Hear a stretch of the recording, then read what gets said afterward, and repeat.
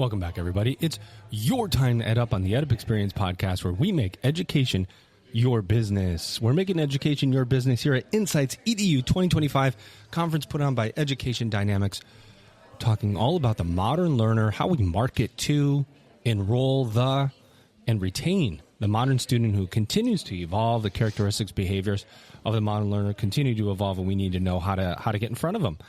We've had a number of great conversations yesterday. It's very early in the morning this morning. Elvin Freites and I were up early setting up this podcasting station for our amazing guest who is here first thing this morning. Looks like he's been had 8 cups of coffee perhaps already. He's ready to rock Who's and counting? roll. Yeah, who's counting? Ladies and gentlemen, here he is. Turn down for what? He's Matthew Loonam. See, I almost messed that up already. He's the lead enterprise account executive with LinkedIn. Matt, what's going on? I'm great. I needed that little music intro there. That was perfect. Just what you want to hear at 8 a.m. in the morning. Man, I got to get you ready, man. Yeah. How are you? I'm great, man. How's everything going? I'm glad I'm able to do this for the second year in a row. It's first of all, it's an honor to have you with us. I mean, Thank you know how Elvin and I feel about LinkedIn. It's almost like part of our family. LinkedIn. What are you doing on LinkedIn? I see just yesterday we were like, "What's going on with this algorithm? Why aren't we getting engagement? What's happening with this? What's happening with that? How the hell do we get more engagement?" Anyway, we'll talk about that later. Matthew, what is going on with LinkedIn? How are you doing, first of all? What's going on with LinkedIn, and why are you here at this conference? Sure. Everything is great. As you both are aware, I've been at LinkedIn for 6 years now. I was just mentioning before how I've been in higher education a little over 5. Have been a longtime partner of Education Dynamics, so whenever we do get invited, which is often, the answer is always yes. Love working with them. And later on today, I'll be presenting with a university and one of our Education Dynamics partners on the value of full funnel while running on LinkedIn and how that will help not only drive leads, but ultimately drive enrollment. So we're excited to share that information later today. You're tickling the eardrums here, driving leads and driving enrollment. I mean, you know as well as anyone right now that higher education is seeing its number of challenges. We see it in society. We see it with the value of a degree. We understand that students have a number of ways to experience post-secondary higher education. For many colleges and universities, the degree is still how they make money. Sure. And getting the message out has never been more important. And by message, I mean brand. I was talking to some folks yesterday, and part of my question was, is there a pendulum like that has been going back and forth on lead gen versus brand? And it really is and we have Correct. to be really, really good at both. Yes. But brand is also becoming almost more important these days because of the number of channels and the number of the amount of information that comes to a student. So you have to be recognizable. What do you see on the LinkedIn front in terms of brand and its importance? Yeah, so a few things there. One, I love that you added in the and, right? We were talking before the show started of, typically we have schools and universities come to us and say, hey, we want to have leads driven, and that is their main goal. Let's go. We, as well as Education Dynamics, have done a great job of just repositioning, because don't forget, branding does have kind of a bad connotation for someone who's just used to driving leads, right? They're like, wait, I have to spend money to just tell someone and I'm not going to see an instant return. How many leads am I going to get from this? Correct. But what we've seen through even our LinkedIn data is that when you have those additional touch points, like think about it just as a regular consumer, before you take action, you're probably going to need to see and engage with something upwards of 13 times, right? Tell them like it is. And the approach historically has been someone thinks they could send someone, target them on LinkedIn just with one single image ad, and they're going to get the value of your school. Has anyone ever seen an ad that's that engaging on one engagement? Of course not.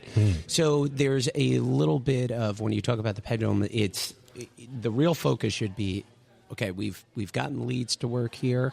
We're going to have to include branding to really tell your story. Because like I said, branding, whether it would be through, with video, with sight and sound, you have the ability to give someone an understanding of why do you want to go here? What's it going to do for me? And what's this going to do for my life? You could really do that and only accomplish that through branding and awareness. And the last thing I'll say on that is, in your intro, you had mentioned there's so many different choices. You just want to make sure, I believe in Education Dynamics' recent student report, they highlight of how typically it was 3 schools that were in consideration. Now it's down to 2. So the one that's going to win in that battle is the potential student that has a full understanding of why they want to make the time investment, the money investment, and what are going to be the results of my degree. So that's been a big advice that I've been giving to all schools is, what is this going to do for them? That's more important than saying that we have affordable tuition and that it's online and it's flexible. It's, if you do this, your salary will increase by X, and 70% of our graduates end up in, getting a new job within 6 months. That's going to make someone lean in and want to find out more. I mean, there is some, mind-blowing impact to realizing a consideration set of 3, which doesn't seem that large, goes to 2. Yeah. You can't handle the truth. I mean, think about that. You have to be in there all the time in front of these students, and you're not the only university who's going to try to be there. Sure, yeah. And so it kind of doubles down on the importance of storytelling. Yeah. And with that point, not to go you off, is find your story. Yeah. It doesn't, at the end of the day, every institution, every school has a unique program, a unique set of schools. You get it. There are attributes that are only in regards to that school. Tell that story. Don't, make it stand out. Make that the reason why they would want to go there. And that's what people ultimately buy, right? They want to see the personality of the institution. And the piece about storytelling that is, there's a differentiation factor, like to your point. What is the story that's unique about your university? Tell that story, but tell it, because we see closures across higher ed. You've probably been tracking this. We see institutions with, let's call it fluctuating enrollment, where we've got the demographic cliff that's kind of been talked about, and the dead horse kind of thing. But higher ed is allowed, by and large, the industry itself to be kind of trolled, so as it were, publicly. The degree doesn't have value. People don't, want higher ed anymore. That people don't need it. Statistics say it's still a great investment. It helps with all these other factors, including education, but like longevity, all these other things. It's because higher ed hasn't told the story. Yeah. Well, and think about it this way. If we looked back to 5 years ago with COVID, the initial response to online was, people were like, people aren't going to go back more, right? We've only seen that student grow, right? So if right now you're seeing this evolution of calling of cost, the degree isn't worth anything, I think a lot of schools have the opportunity to say, well, there's a huge audience that's considering that or in the midst of making the decision. What if they come in our door and just take a short form certificate or get used to, as we're saying, get used to their brand, right? That's a potential student that's going to walk away with, upskilling. Yep. They had a great experience with the school. And then you have them as someone they could reach out to in the future and say, hey, you enjoyed this. What we're finding, and as I opened up of like, hey, these are the results of the degree, you now have the opportunity to say to them, you've already worked with us before. Let's get that loyalty. Yeah, exactly. Get them in the door. So I think the reason I was saying about the online school and the evolution there is that schools need to start evolving to what the market need is showing. And I think that's the biggest change. It's just listen to the market. If there is high demand for short form certificates, if students really need to know more about the institution before they submit a lead, embrace that. It's okay. People are still going to need to and want to go to school to enhance their professional lives. That's something that's not going to change. It's how you communicate that to the potential student that's changed. Something that's been on my mind for a while, not to switch subjects a tad, but we have new generations of kids who are becoming young adults and are consuming media in new and different ways. A long time ago, you would get on social. If you were going to get on social media for personal reasons, you might go to a Facebook. But a kid who's coming out of college goes, "What is that thing?" Yeah. Well, LinkedIn seems to have the longevity to serve multiple generations because of work. Because we 100%. all need it. Because if you could be a young professional or you could be an old professional. Exactly. It's a professional network. And I want to get with it. If I'm younger, I want to get to the older professional who's going to give me and open the doors. Are you seeing the younger generations? I guess, what are we in? If you're 18 coming out of, or 22 coming out of college, maybe you're Gen Y or Gen It's Alpha? one of our fastest growing. Talk about this. Yeah, it's one of our fastest growing demographics. Now, to that point, it's interesting. There are, to your point, other platforms that the individual is still going to be engaging and going on TikTok and going on other platforms. But you're totally right. That younger demographic is one of the fastest growing on LinkedIn. Just even throughout the last 6 months, I graduated with a degree from Fairfield University, went back and spoke to a group of students in the business school, and everyone in that room afterwards sent me a friend request. There nice. It was, and the only reason I'm highlighting that is to show they were all already on there, right? So the point of the conversation was the importance of building out a network. So you're walking out of school, and you're like, I don't know what I want to do with our life, but, my friend Bill's father works in an industry, what I want. Let me connect with him. Surprise! Exactly. Who's he connected to? Right. More importantly, I think this is the thing about LinkedIn that gives you such an advantage to other platforms is you can see that individual's path. So more often than not, you could go, so the scenario I described, you go to the father, he wasn't in that whatever role he's in today. Say he's a senior manager. He didn't start week 1 25 years ago in that position, right?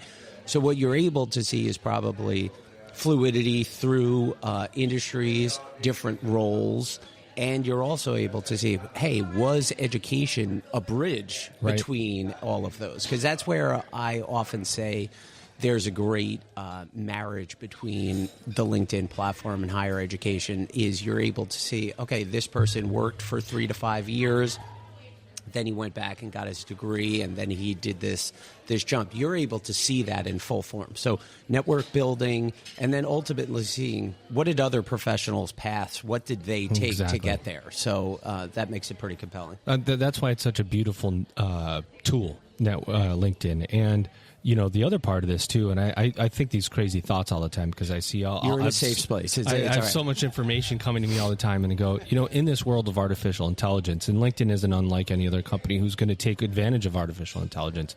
There is going to always be this human factor to LinkedIn that forces you to be human with other humans, even in this world of artificial intelligence, because networking is a human output. 100%. Right? And so we could AI everything, but in the end, when you want to get to the brother's father or whatever, you're going to do that, and you're going to say, hey, do you know so-and-so? So it's going to help us stay human in I this. like that. I like that. In this world where we're going to try to automate it. Stay human. I will put that in the marketing department's suggestion. You know what? I'm going to just drop this mic and I'm done for the No, but so honestly, I love think about it that way. Yeah, and you're right. Of course, LinkedIn has AI tools that will assist you, whether it's updating your profile or writing a note. But I do love that fact. That gets you to the front door. It forces you Right. almost. What are you going to do once you get there, right? Yeah. Because if you're coming out of college, maybe you've had all or you're an adult and you've taken advantage of all this technology. You're finding ease in using it, and all of a sudden you're ready to network and get this job. It's like, I have to actually talk to someone. I have to call up Matthew, and I need to say, hey, man, what's going on? It's going to force us to not hide behind the camera, so to speak, and always be out front, which I think is going to be a huge benefit as we move forward. You know what? And I always make it a point to mention my little guy Connor when I'm on podcast, because he's my biggest fan, and he's the only one that will listen to this in my household when I get home. Let's go! And the big thing I try to drive home to both of my children is that idea of what you're saying, is that it's not all going to be communicated with a phone. Like sometimes with my younger kids, you'll see them all hanging out and they're all looking at phones. I'm like, guys, real world doesn't happen through the little tablets on your hands. So here comes Matthew into the room. Execute Order 66. Get him off the tablets. Exactly. I love that. I needed a good Star Wars plug-in. There you go. Is the fact that you walk into, like, we'll go to a football card store or something, and the first thing I say is when the door opens, you're going to say, hi, how are you? Thank you for having me in here. Yeah. You gave me this card. I appreciate it. Have a wonderful day. And I laugh to myself sometimes. I'm like, I just coached him up to go in, say thanks, blah, blah, blah. And he does it anyway. I'm making a big deal of it. But more of the fact is, truth of the matter is they communicate via texting. Yes. And at scale, it's almost like it's something that doesn't register, right? Yeah. So, we forget about, I'm sure even people that are coming out in the real world, they forget that, hey, those go in your pocket. That's and right. You're going to be running meetings, not on your phone. The other thing that I want to just have you talk about real fast is using the platform as an individual to catalog all your activity. If you've written articles, you've got publications, you newsletters, you have events take place, you can catalog your entire journey on LinkedIn. Videos that you've done, podcasts that you've done, you can link to them. I don't think people always take advantage of the fact that you basically have a place to collect all of your work, all of the things that you have done over time. Sometimes I go to people's profiles and I'm like, man, they didn't even fill out the sections right. Yeah. When you really take advantage of the platform, it becomes a digital wallet. It's a living, breathing resume of your, and I think I'm starting to see more of it, is people are starting to bring their, don't forget, the value of working on LinkedIn is also, it's brand safe. It is a professional network. So you're presenting your professional self. Yeah. What I've seen also evolve is the fact that people are bringing their personal personality to LinkedIn, obviously in a professional manner, but I have individuals that I work with at LinkedIn that do this weekly, hey, here's what's going on. Here's something I learned. I just closed a big deal. This is how I did it. I love that. Yep. Because before... That's the human factor. Correct, right? And now just think about the power of that, whether it's your personal network, your professional network, someone you're doing business with it, they're getting to see you in a different light. Right? If you're meeting with someone on business, there's always an objective or a reason to be there. They're also able to just see you. Oh, I like this guy. Amazing. This is someone that I would like to do business with. So I do think there's an opportunity, and you're seeing that come more and more, is, a little bit more fun to their professional side. What do we need to know in higher ed? What do you want to tell us about LinkedIn? Anything else that we should know for the higher ed community here at Education Dynamics Conference, InsightsEDU in New Orleans, Louisiana? What's the future of higher ed? What should we know about LinkedIn? I think the key, and we opened up this way, is just be open to the changes. I think a lot of the times people can be, we'll see these stats. Schools are closing. Now they're only looking at 2 schools. We have to do tactics we haven't done before. Just realize like anything in life, it's not going to be exactly how it was 5 years ago, but you're going to have to stay ahead of those changes. And the good news is you have partners and platforms like Education Dynamics, like LinkedIn, that'll help you navigate those waters. So what I would say is, if it's become more competitive and hard to get people, change what you've done in the past. You're probably not running branding and awareness. And I will do this plug, is that, as we joked earlier, someone said, well, I'm not going to do that. I'm not going to get leads. What I would say is that's actually not true. Everyone that engages and sees your content on LinkedIn, we can recontact them based on the activity that they have. So it's only going to be additive to your efforts. So be open to change, be open to full funnel. And like I said, you have sounding boards, whether directly at the platforms or partners like Education Dynamics to help you navigate that. And like anything, it's in a little bit of a shift now, but long run, people are always going to need a way to upskill, and degrees are the way they do that. And if you're not getting, the other piece of this is you have to have engaging content. You have to really work on that content. You have to try. You have to split experiment test. too. Yeah. That it's funny. I'm so glad that you mentioned that. Sometimes people will say, "But I have new creative," and I was like, "Right, but the new creative pretty much says the same thing as the last creative." And Matthew says, "I like your plan, except it sucks. So let me do the plan, and that way it might be really good." That's also advice for Connor the next time your dad tells you something. There you go. And that's the thing. Just be open to a changing thing and listen to what the market is saying. Because so I always recommend with creative, it's you got to have a lot of it. It can't all just be on one bet. And test and reiterate. We live in a world that you don't have to. You're not like buying a TV spot and it's like, well, that's it. Yep. That's the video we're going to run. We're able to kind of see what's working in real time. You can segment audiences. You can run 100. Hey, it turns out that we're delivering to X amount of audience that typically doesn't convert or work for our initiative. Great. Let's just not target them moving forward. Yep. So, again, I think just adapt. Constantly, you have to be open to change, and I think that's sometimes the big challenge. It's like, well, this used to work this way, and it's like, okay, but it doesn't. It's not going to work that way anymore. And like I said, it's not all doom and gloom. You just have to be open to the suggestions, and the people that are using these tools, that are the thought leaders. They're going to know what works best. Be open to those ideas. Speaking of thought leaders, we have one with us today. And he is telling us all the, one question that Elvin and I have is we need to know more about this algorithm. Matthew, we're going to have to talk to you afterwards and tell you what we think. Meet me by the coffee pots. Ladies and gentlemen, this has been another incredible episode with our guest today. Turn down for what? He's Matthew Loonam. He is the lead enterprise account executive for LinkedIn. You've just ed upped.